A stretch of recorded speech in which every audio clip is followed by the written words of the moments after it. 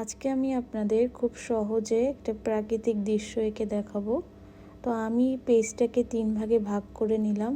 এরপর হচ্ছে র্যাকটাকে সোজা টেনে একটু বেঁকা টেনে এভাবে করে নেব। এরপর আমি একটা নৌকা এঁকে নিচ্ছি। এই যে দেখেন কিভাবে নৌকাটি আঁকতে হবে। আমার ভিডিওটি দেখলে আপনারা খুব সহজেই একটা সুন্দর প্রাকৃতিক দৃশ্য আঁকতে পারবেন। আমি যে সুন্দর দেখানোর জন্য হালকা একটু পেন্সিলের দাগ দিয়ে দিচ্ছি। এরপর আমি এটাকে রং করে নিব। তো মাঝখানে যে একটা দিয়েছিলাম ওটা হচ্ছে আমি রাবার দিয়ে মুছে ফেললাম। এরপরে এই যে নৌকার হচ্ছে যে বেড়াটা থাকে সেটা এঁকে নিচ্ছি, যেন এটা দেখতে বাস্তবের মতন লাগে। এর কারণে এই যে দেখেন, এই যে হয়ে গেছে আমার নৌকা আঁকা। এরপর নৌকাটা যার উপরে রাখা হয়েছে যে দড়িটা দিয়ে সেই খুঁটিটা এঁকে নিচ্ছি। তো এখানে আমি বুঝাচ্ছি যে পানির ঢেউটা এগুলো কিছুই থাকবে না, রং করার পরে সব বুঝতে পারবেন। তো হচ্ছে আমি যেহেতু নদীর পাড় আঁকছি, তো এর জন্য আমি একটু চারপাশ থেকে এভাবে বেঁকিয়ে এই পর্যন্ত রেক টেনে নেব। এর বেশি রেক টানবো না, তাহলে হচ্ছে বোঝা যাবে না যে এটা একটা নদীর পাড়। তো আমার রেকটা সোজা হয়নি, যার কারণে আমি রাবার থেকে মুছে আবার পুনরায় দিচ্ছি। এই যে দেখেন হয়ে গেছে একটা নৌকা। এরপর এখানে আমি একটা ঘর আঁকবো।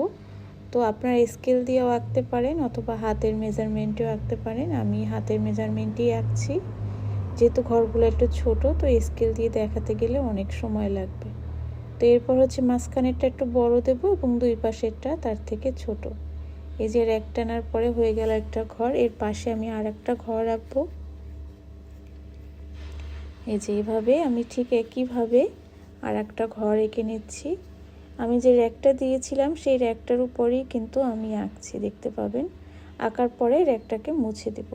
তো এরপর আমি উপরে কিছু গাছ কেটে এঁকে নিয়েছিলাম। এখন আমি হচ্ছে একটা বড় ঘর আঁকবো, যার কারণে হচ্ছে আমার স্কেলের প্রয়োজন হবে, যেন র্যাকগুলো সব সোজা হয় এর জন্য।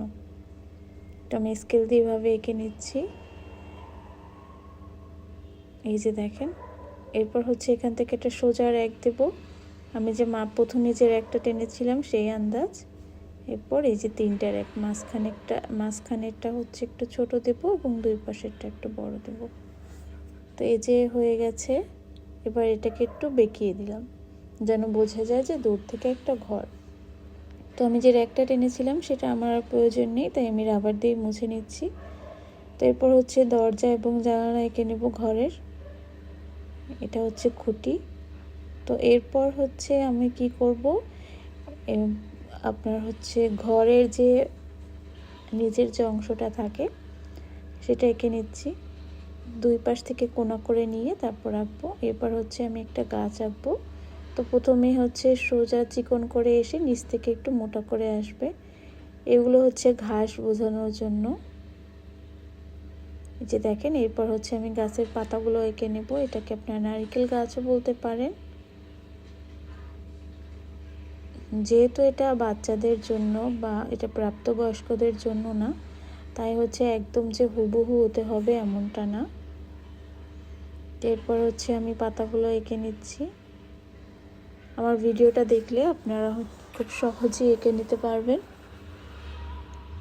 প্রত্যেকটা পাতা আমি এভাবেই এঁকে নেব। আমি একটু ফাস্ট করে দিলাম কারণ ভিডিওটা অনেক লম্বা হয়ে যাবে। এই যে দেখেন, ঠিক এভাবে করে নেব। এরপর হচ্ছে আমি ঘরের পাশ থেকে আর একটা বড় গাছ আঁকবো।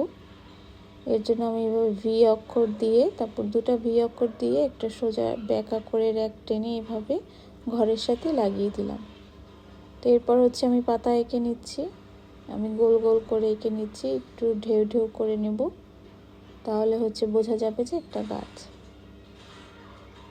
এই যে দেখেন, আমি একটু দ্রুত করে দেখাচ্ছি, হয়ে গেছে। তো এরপর হচ্ছে আমার যে মাঝখানের র্যাকটা ছিল সেটা আমি মুছে দিচ্ছি রাবার দিয়ে। আর এই র্যাকটা আমি রাখবো কারণ এখান থেকে বোঝা যাবে যে দূরের গাছ আর কি, এর জন্য আমি এই র্যাকটা রেখে দিচ্ছি। এই যে এভাবে আমি গাছ এঁকে নিলাম। তো পেন্সিল দিয়ে আঁকা আমার প্রায় হয়ে গেছে। এবার আমি রং করব। তো আমি এখানে জল রংটা ইউজ করতেছি। আপনারা চাইলে হচ্ছে মোম রঙও ইউজ করতে পারেন, পেন্সিল রঙও ইউজ করতে পারেন। তো যার যেটা সুবিধা হয়, আমি জল রংটা ব্যবহার করছি।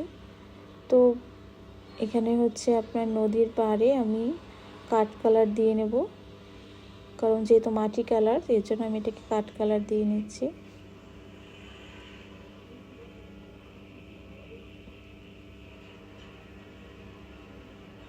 এরপর হচ্ছে আমি নৌকাটা রং করে নেব। নৌকাটা অবশ্যই কালো দিতে হবে, যেহেতু নৌকা কালোই থাকে, নৌকার নিচটা কালো থাকে, যার কারণে আমি কালো রং দিয়ে নিচ্ছি নৌকাটার নিচ থেকে।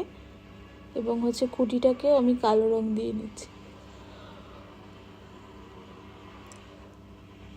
এবার ঘরের দরজা জানালাগুলো আমি রং করে নেব। এরপর হচ্ছে আমি নদীটা রং করব। তো এখানে একটু রংটা একটু বেশি পড়ে গিয়েছিল, যার কারণে একটু এমন দেখাচ্ছে, বাট আপনার রঙের পরিমাণ অনেক কম নেবেন, যেহেতু জল রং ব্যবহার করলে রংটা অনেক কম নিতে হয়। তো এরপর হচ্ছে আমি নৌকার মুখটা রং করে নিচ্ছি। আমি এখানে কমলা কালার ব্যবহার করতেছি এবং মাঝখানটাতে হলুদ ব্যবহার করছি।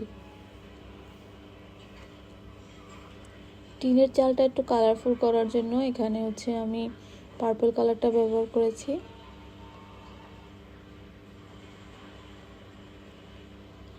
আর হচ্ছে আমি ঘরের চারপাশে একটা লাইট পিঙ্ক কালার ব্যবহার করতেছি। তো প্রতিটা ঘর আমি এভাবেই রং করে নিব।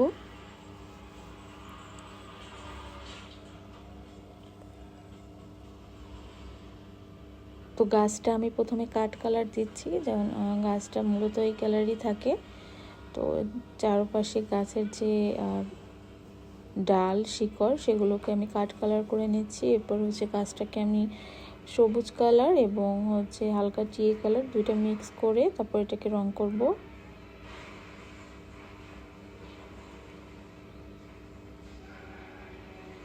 প্রথমে আমি ডার্ক সবুজ কালারটা ব্যবহার করতেছি হালকা করে।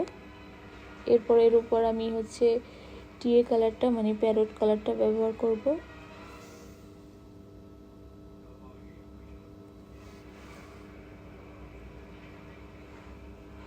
আমি একটা গাছ আপনাদের রং করে দেখাচ্ছি। রঙের পরিমাণ অল্প নেবেন এবং পানির পরিমাণটা বেশি নেবেন।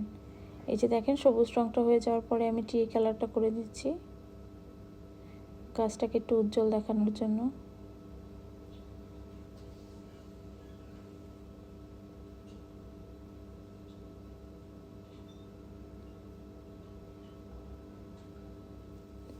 ঠিক এভাবে আমি রং করে নেব। পুরো সবগুলো গাছে আমি এভাবে রং করে নিচ্ছি।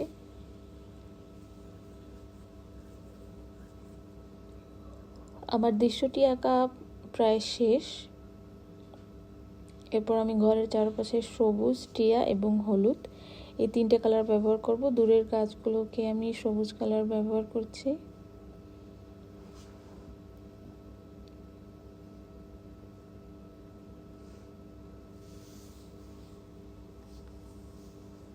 রং করাটা দেখানোর কারণ হচ্ছে আপনারা সহজেই কোন রংটা কোথায় ব্যবহার করবেন এটা বোঝার জন্য।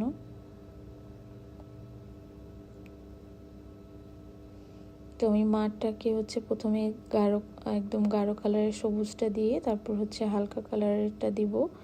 এরপর মাঝে মাঝে কিছু ইয়েলো কালার মানে হচ্ছে হলুদ কালারটা ব্যবহার করব। তো আমার এটা হয়ে গেছে। ধন্যবাদ সবাইকে।